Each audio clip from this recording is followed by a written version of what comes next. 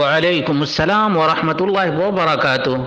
اللہ رب العالمین خیر و عافیت میں رکھے، مزید نوجوانوں کو اتباع مصطفیٰ کی توفیق عطا فرمائے۔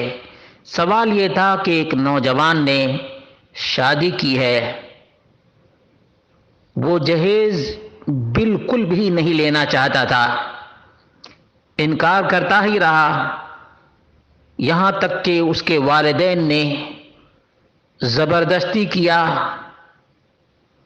اور جہیز لیا۔ تو پاپی کون ہوگا؟ پاپی کون ہوگا؟ اس کا جواب یہ ہے، جہیز لینے کا پاپ لینے والے تمام پر پڑے گا،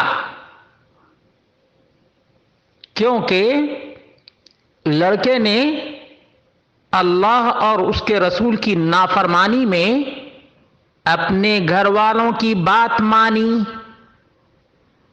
اور جہیز لے لیا، لیکن اب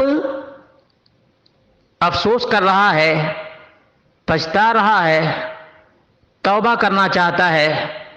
تو اللہ رب العالمین کا در توبہ کے لیے کھلا ہوا ہے۔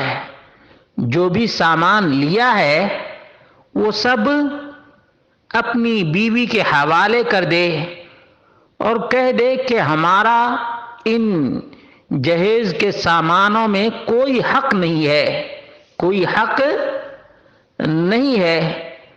لیکن یاد رکھیں، والدین کی اطاعت اللہ اور اس کے رسول کی نافرمانی میں بالکل نہیں ہے۔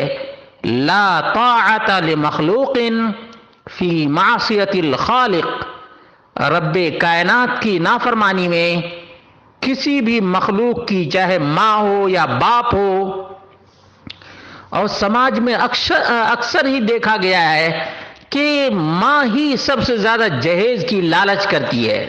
سماج میں اکثر یہی دیکھا گیا ہے کہ ماں ہی سب سے زیادہ جہیز کی لالچ کرتی ہے، اور وہ کہتی ہے فلاں کے بیٹا کو اتنا ملا ہے، فلاں کا بیٹا لیا ہے، تو کیا تم نہیں لوگے؟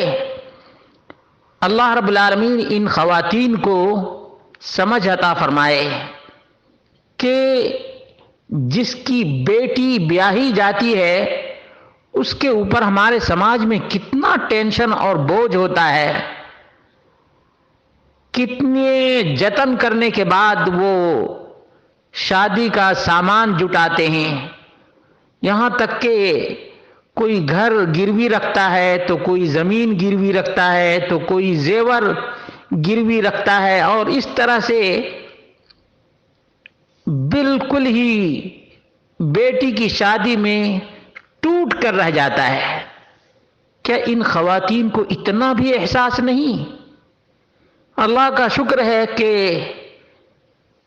لڑکا کم سے کم اس چیز کو جانتا ہے کہ جہیز لینا حرام ہے، ناجائز ہے، بھیک مانگنے کے مترادف ہے۔ بھیک بھی وہ آدمی مانگتا ہے جو لاچار اور اپاہج ہوتا ہے، لیکن آج تو پوش لوگ جہیز کے لیے بڑا سا منہ کھولے رہتے ہیں۔ یہ کتنا بڑا المیہ ہے۔ اللہ پر ایمان کہاں رہا؟